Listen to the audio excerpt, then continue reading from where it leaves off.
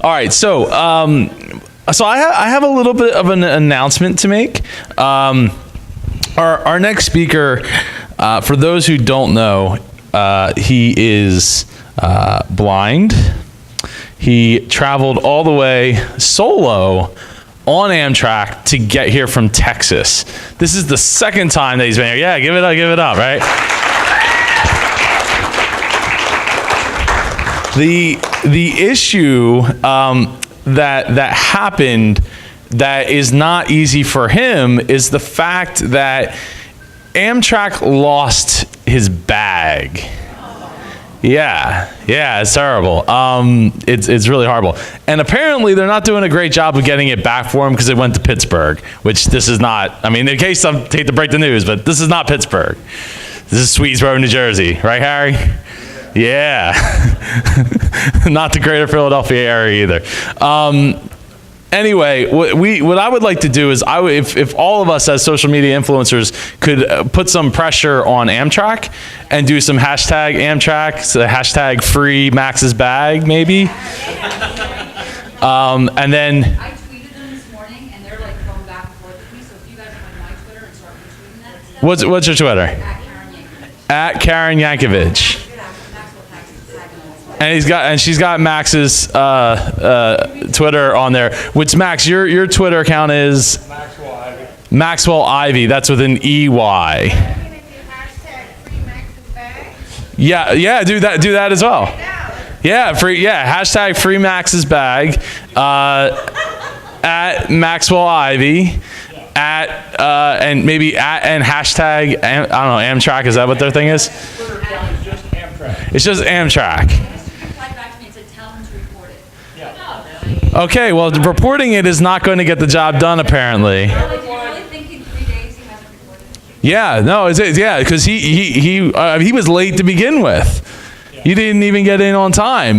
He got in the 30th Street station in Philly at 1 o'clock in the morning. Yeah, and I got here about 2 o'clock because I was there pulling out a report. Yeah. So Amtrak needs to do a better job.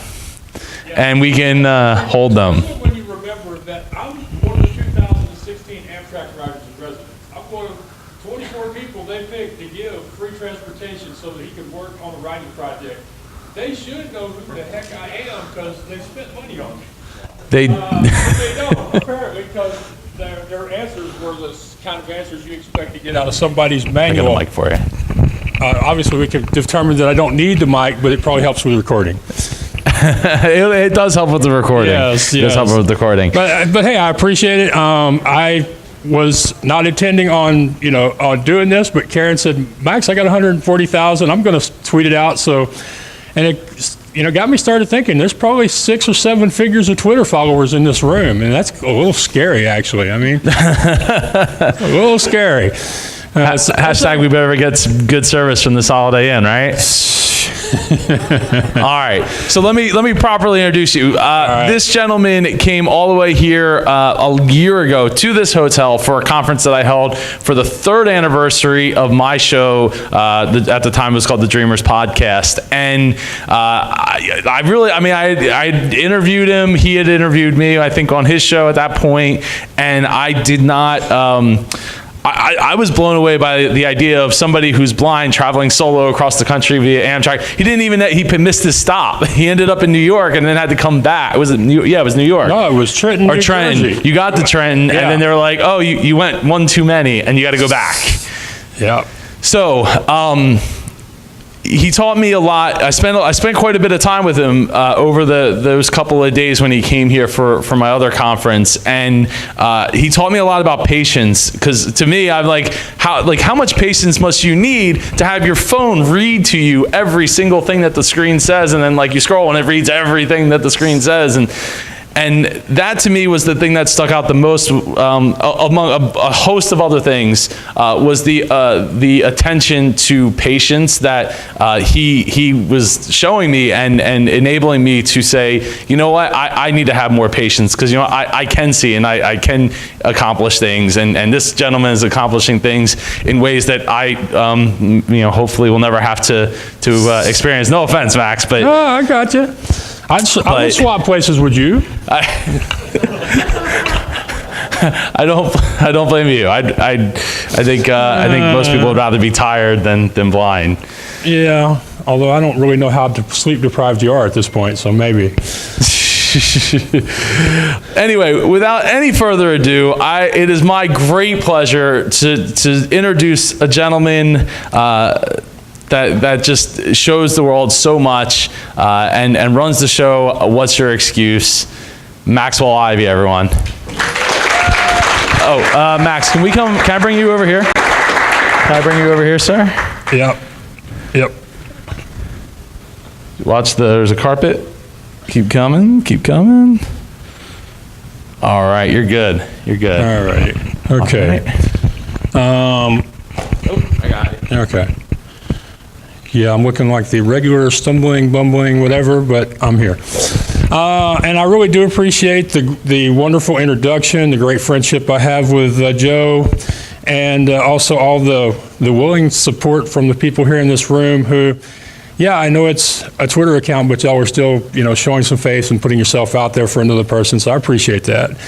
And I was talking beforehand, I was saying I had a good story. I wasn't sure if I'd tell it because I only had 21 minutes, and now with this introduction, I might have 3 minutes, so maybe I'll just do the story.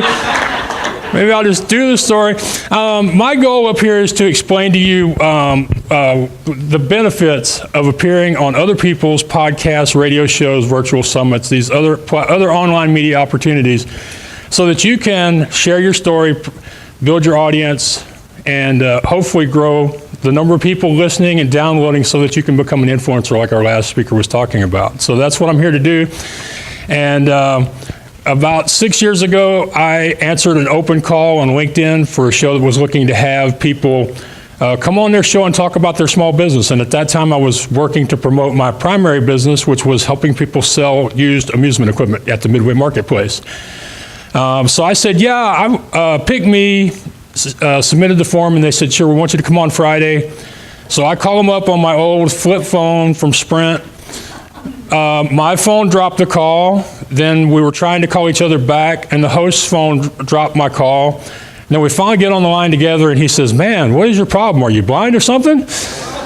And both of us just go silent, and about half a minute later, I say, yes, I am. And then it got really, really quiet, which is death for a radio show. And I said, and I started laughing, and then he started laughing, and then he's like, I have a lot of guests on this show, and I depend on the producer to make things like this clear to me so that I don't make these mistakes. And we had a great talk after that. He asked me to come back the next week, and everything went perfect. I ended up doing his show for 6 months, every Friday, talking about stuff going on in my business, and I could actually track spikes in my web traffic from being on his show. For the first 24 and 48 hours after I would appear on his show, my traffic would be up 20, 30, sometimes 50% if I had really good news that week. So even then, I could see the value of appearing on other people's shows, even when I really didn't know what the heck I was doing. And over the years, I've gone from being a guest to coaching other people to be guests to booking other people as guests. And obviously, we want to do these shows because we want to get in front of other people's audiences. But the thing I want you to think about is, why does that matter? How does that help you? The reason it works, the reason it helps you, is because you're getting in front of an audience that already likes and trusts and believes the host. They feel like if the host puts you on their show, that they should have some faith in what you're about to tell them or what you're about to sell them if you get to that point in an interview. So they already want you to be good. They want you to have some wisdom to share with them they're going to be able to take through the rest of their day. So the host has already helped you build that know, like, trust before you even open your mouth. That's what a great introduction will do for you, as we just saw.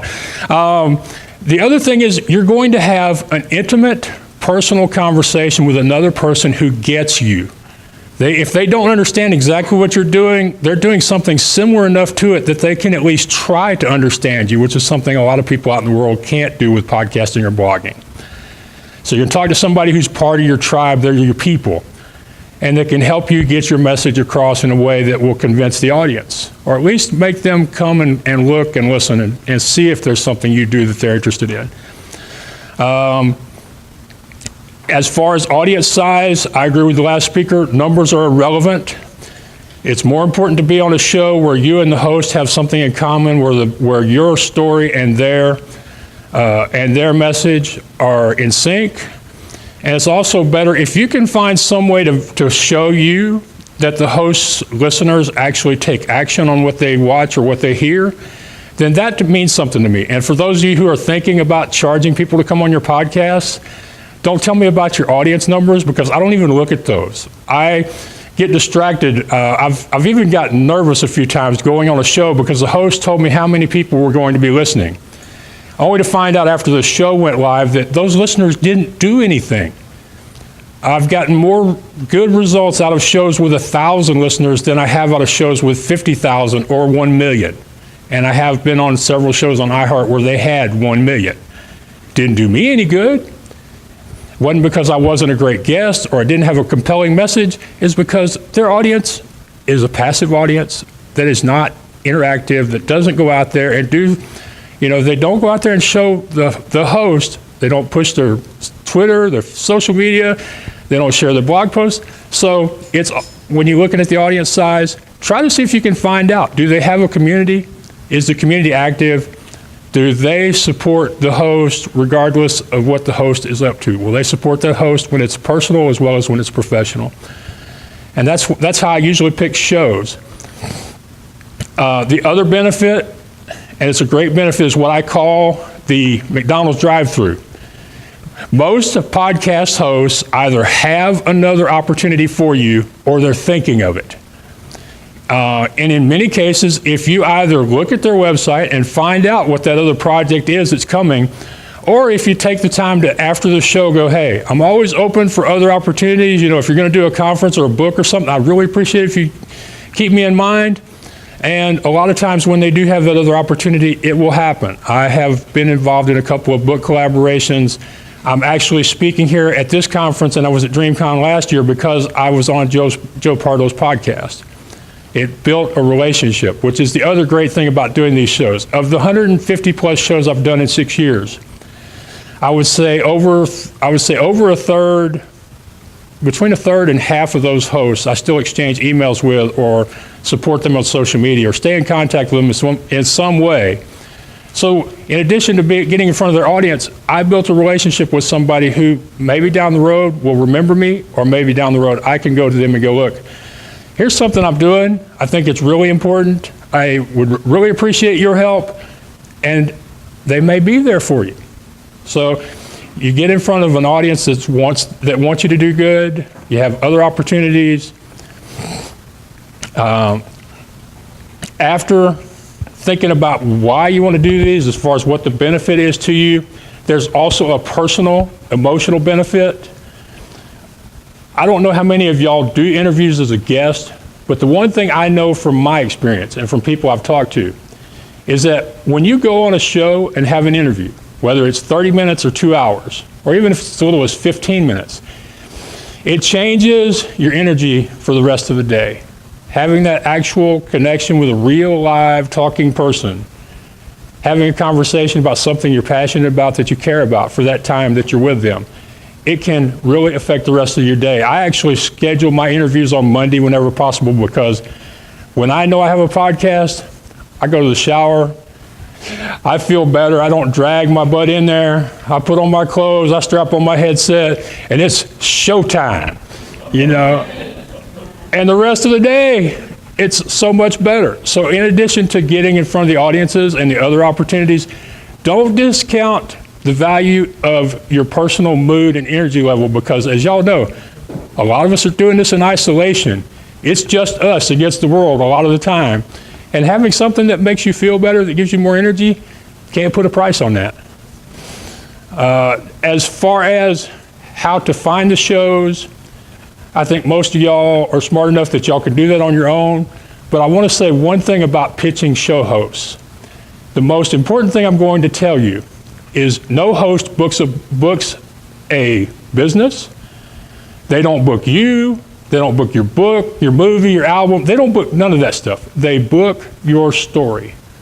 So if you're going to do this, if you're going to reach out to podcast hosts and say, hey, put me on your show, you have to know what your story is. You have to be clear on it. You have to be willing to tell it openly, honestly. You have to keep the questions that you won't answer to a minimum. It has to be you, totally you out there as the face of your business. Because I'm serious, the hosts will book stories. I'm a perfect example of that. Sometimes I tell people that I have told more fibs since I left the carnival business than I did while I was in it. But I'm serious. But after getting clear on your story, you want to have a good media kit pitch page with photos, videos, and past appearances.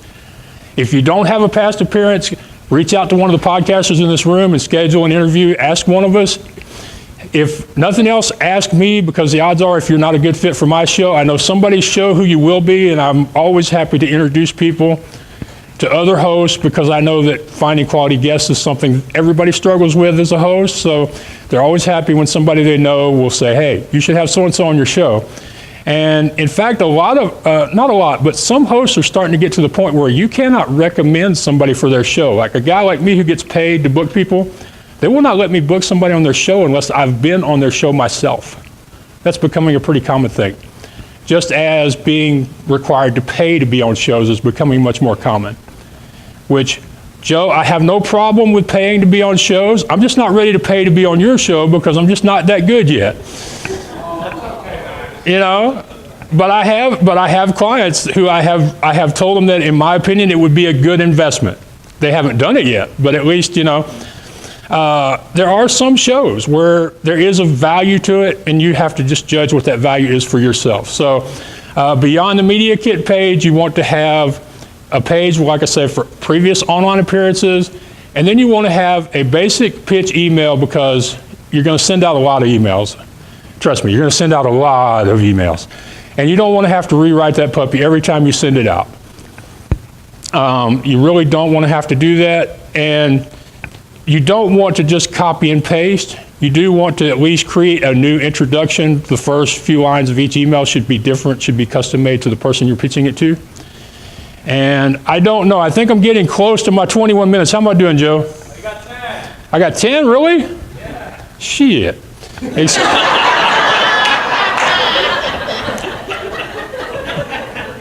Can we edit that out? Yeah, one of the things that I don't do well is judge time. That's why when I first started my show, I had a co-host to keep track of that stuff for me. And me and Joe really should have gotten some signals together earlier. Like I said, let's see, the media kit, online, story, the past appearances, and I guess I'll finish with with one of the things I think is really important is your mindset, because a lot of people think that just because I've never been on a show, just because I'm not famous yet, just because I'm not making six figures, nobody is going to want to hear me on their show. They think my story isn't good enough, I haven't suffered enough, I haven't accomplished enough. There's so many things people will say they don't have as an excuse not to reach out to the host of a show. I find quite often that people that when I talk to them who are very successful, powerful, accomplished people, if you ask them to describe themselves and tell you who they are and what they do, they use only and just a lot. There are a lot of really wonderful people out there in the world who don't realize just how powerful their stories are, and they're not telling them. So I don't wait until you think you're good enough to be on a show. And especially because just like being a host, being a guest is something you get better at the more you do it. So if you've never been on a show, it's time to book your first one. If you've done 5 or 10 of them and you're not sure about whether or not you want to keep doing them, then you just haven't been on the right show yet. But I personally really 100% believe in doing podcasts and radio shows to promote yourself. I started doing them because I didn't have a choice. I lived in a part of Houston with no mass transit, no way to meet people face to face, or at least at the time that's what I believed. So when an opportunity came along to put myself out there in a way where I didn't have to leave the house, didn't have to put on clothes if I didn't want to, didn't have to figure out how to get from point A to point B, and didn't even need any really good technology. My first call was done on an old flip phone, you know. And even now, you don't really need great technology. You need decent, good enough that they can hear you. But I use a Plantronics 2400 that's 4 years old. You know, the quality of the tech required to be a guest is nowhere near what it takes to have a show, although a lot of people think, if I don't have a good microphone, if I haven't spent hundreds of dollars on my equipment, I can't be a guest. And that's just wrong. It is just wrong. It's all about you, your story, the host, having a great conversation and letting people see you for who you really are. That's the most important thing about doing a show or getting booked. And how am I doing on time now, Joe? 6 minutes. Could we have some questions, please? Yeah. Let me get a mic. Yeah, go ahead. This is actually part of my brand. I'm always like, you know, there's no bad things that happen. They can all be happy mistakes. And when bad things happen to you, you know, you just have to do the best you can with them, which is why I'm standing up here doing this thing in a podcast expo t-shirt. Which, by the way, Chris, thank you very much, because this fits a lot better than the MAPCON shirt. Oh, I did give you a shirt though, right? Yes, you did, but Joe didn't anticipate needing a 2 extra large. No, no, wait, I have one on me actually. Here. Okay. No, we're not doing that. That was just timing. It's never too late. Well, never too late. Let's get a couple of questions so I can end well. All right, Max, pick out a hand. You've been waiting for that for since yesterday, ain't you? I think that's cool. Yeah. Okay. You right over that way.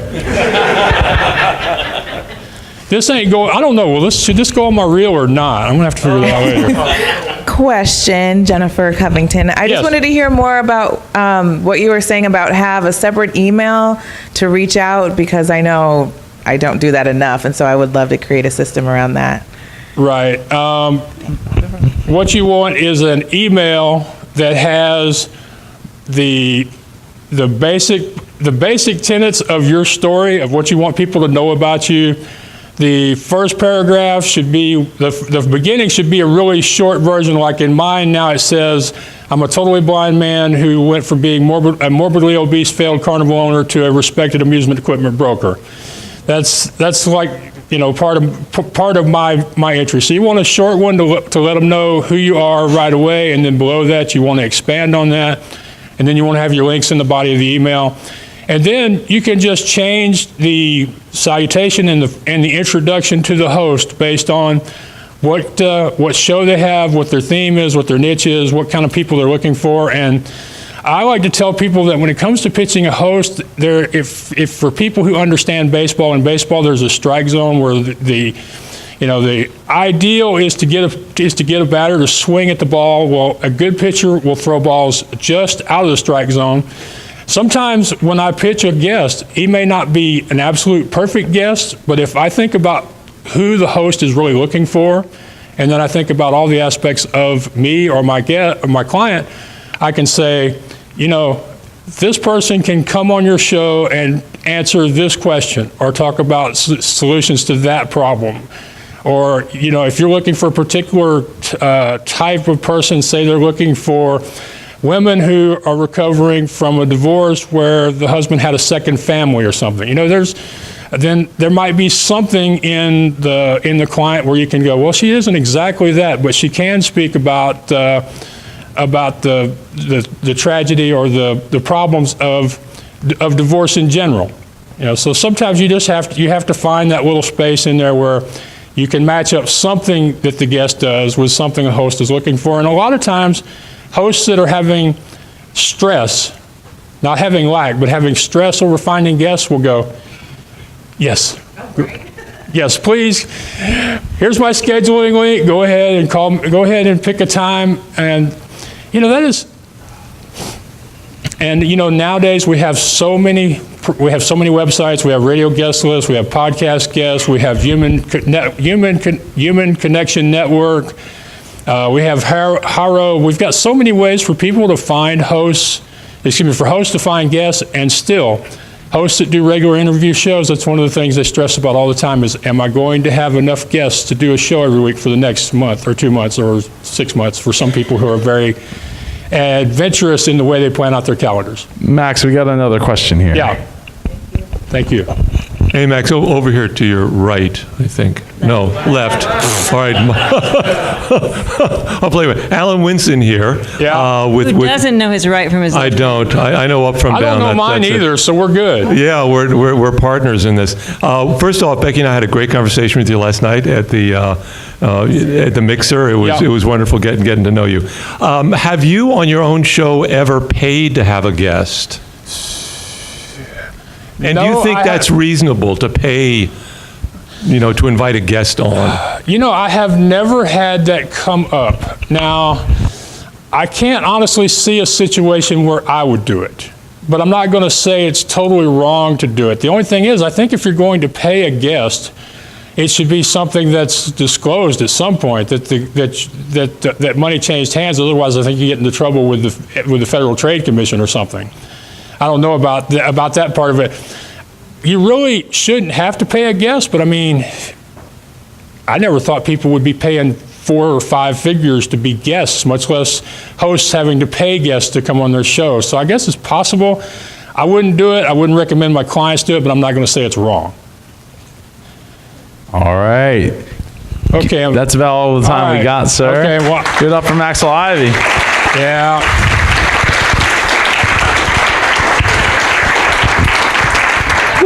Can I just tell you guys, Amtrak wants your reservation number.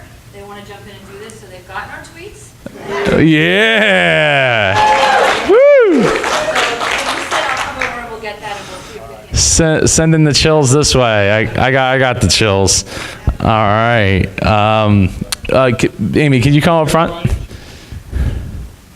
And just so you know, your name actually was on the sheet. I don't know how the mix-up happened. Oh, there's your time.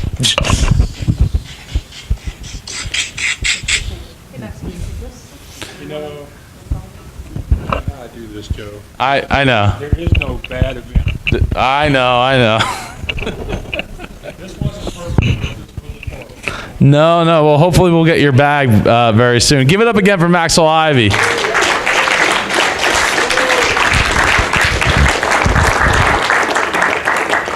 All right.